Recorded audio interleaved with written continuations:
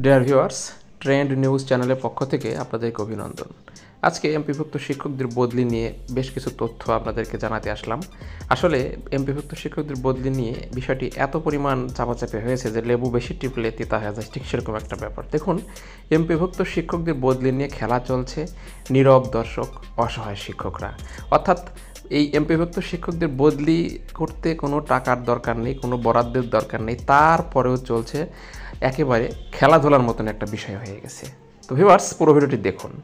আর চ্যানেলটি যদি সাবস্ক্রাইব না করে থাকেন তাহলে অবশ্যই চ্যানেলটি সাবস্ক্রাইব করুন এবং বেল বাটন অল করে দিন, যাতে পরবর্তীতে আপনার কাছে ভিডিওটি খুব সহজেই পৌঁছে যায়, এবং একটি লাইক কমেন্ট শেয়ার করে সকলকে দেখার জন্য সুযোগ করে দিন। দেখুন, যে সুসংবাদ এমপিভুক্ত শিক্ষকদের জন্য, এটা আজকেরই খবর। এই যে 21 নভেম্বর, অর্থাৎ এমপিভুক্ত শিক্ষকদের বদলি বিষয়ে বেশ কিছু আপডেট জানতে পারা গেছে। ঠিক সেই আপডেট নিয়ে আপনাদের সাথে এখন আমি এই ভিডিওতে কথা বলতে যাচ্ছি। কিন্তু দেখুন, এই এই বদলির বিষয়ে কিন্তু কোনো অর্থনৈতিক বাজেটের দরকার নেই, শুধুমাত্র দরকার সদিচ্ছার, যেটাই আমাদের শিক্ষাক্ষেত্রে ঊর্ধ্বতন কর্তৃপক্ষের নেই বলেই মনে হচ্ছে।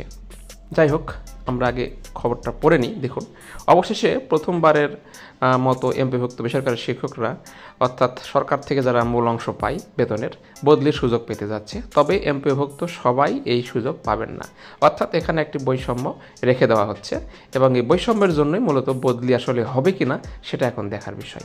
কেবল বেসরকারি শিক্ষক নিবন্ধন ও প্রত্যয়ন কর্তৃপক্ষের সুপারিশে নিয়োগ পাওয়া শিক্ষকরাই এই সুযোগ পাবেন। আপাতত এনটিআরসির সুপারিশকৃত 1,13,000-এর মধ্যে বিভিন্ন স্কুল কলেজে কর্মরত শিক্ষকরা নিজ জেলায় বদলি হওয়ার সুযোগ পাবেন। এখানে কিন্তু আরেকটি বিষয় লক্ষণীয় যে 1,13,000 বলা হয়েছে, কিন্তু এখানে স্কুল কলেজ উল্লেখ করা হয়েছে, মাদ্রাসা এবং কারিগরি শিক্ষা প্রতিষ্ঠান উল্লেখ করা হয়নি, যেখানে এটাও একটা বৈষম্যের সৃষ্টি করবে এবং বদলি, আমার মনে হয়, বদলিকে বাধাগ্রস্ত করবে। আচ্ছা, এ বিষয়ে নীতিমালা বলা হয়েছে, মাধ্যমিক ও উচ্চশিক্ষা অধিদপ্তরের পরিচালক এমপিভুক্ত শিক্ষকদের বদলির আবেদন আহ্বান গ্রহণ ও নিষ্পত্তি করবেন। প্রয়োজন হলে তিনি এই ক্ষমতা অধস্তন দপ্তরে অর্পণ করতে পারবেন। বদলি পুরো প্রক্রিয়াটি সফটওয়্যারের মাধ্যমে সম্পন্ন করা হবে। মাসিক বদলির আবেদন ফর্ম ও সফটওয়্যার তৈরি করবে। শিক্ষক বদলিতে ব্যবস্থাপনা কমিটি বা অন্য কারো হস্তক্ষেপের সুযোগ থাকবে না। বছরের একটি নির্দিষ্ট সময়ে শিক্ষকরা বদলির সুযোগ পাবেন। এছাড়া বদলির ক্ষেত্রে শিক্ষকের, অর্থাৎ এখানে আরও কিছু বিষয় এখানে বিবেচনা করা হবে, যে নিবন্ধনের ব্যাস বিবেচনায় নেওয়া হবে। এছাড়া আরও বিষয় এখানে বিবেচনায় নেওয়া হতে পারে, যেমন ধরে নেন তার নিজ উপজেলায় থেকে ওই শিক্ষকের দূরত্ব কতখানি, কত দূরে চাকরি করছে। এছাড়া শূন্যপদে শিক্ষক বদলির পর খালি থাকা শূন্যপদগুলো নতুন শিক্ষক নিয়োগ দেবে এনটিআরসি, অর্থাৎ পুনরায় গণবিজ্ঞপ্তি দেবে এবং সেভাবে পূরণ করবে আর কি।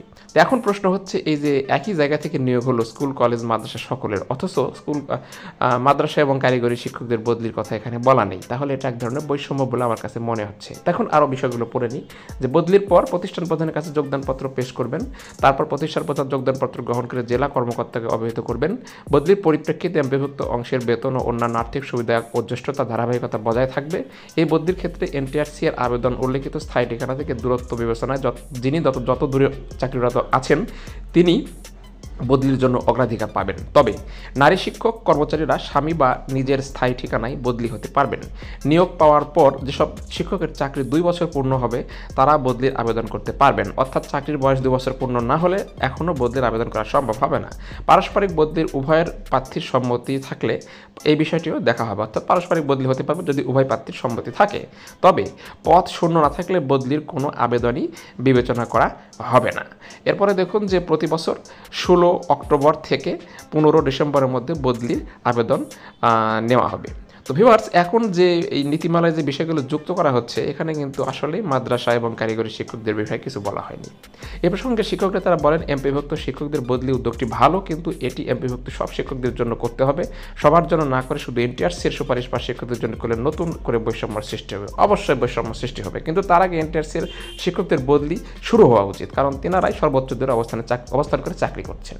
কিন্তু তাই বলে একই প্রতিষ্ঠান থেকে নিয়োগপ্রাপ্ত স্কুল কলেজ মাদ্রাসা কারিগরি শিক্ষকদের ক্ষেত্রে সকলের একই সফটওয়্যারের মাধ্যমে, অর্থাৎ স্কুল থেকে কলেজ, কলেজ থেকে মাদ্রাসা, মাদ্রাসা থেকে কারিগরি, কারিগরি থেকে স্কুল, সব ধরনের অর্থাৎ সমপদে সমগ্রেটে বদলি যদি না হয় তাহলে এটা হবে বৈষম্যমূলক, এবং আমি মনে করি এই বদলি প্রক্রিয়া চালু হতে আরও দেরি হবে। আর এজন্য আমি অবশ্যই কর্তৃপক্ষকে বলবো একটা খামখেয়ালি সিদ্ধান্ত না নিয়ে অবশ্যই যুক্তিসঙ্গত, মানে সকল শিক্ষকের জন্য উপকার হয় ঠিক সে ধরনের একটি সিদ্ধান্ত গ্রহণ করার জন্য। তো ভিউয়ার্স, আপনারা কি মন্তব্য করবেন? অবশ্যই মন্তব্য করা আপনাদের জন্য রেখে দিলাম। ভালো থাকবেন, সুস্থ থাকবেন, ধন্যবাদ।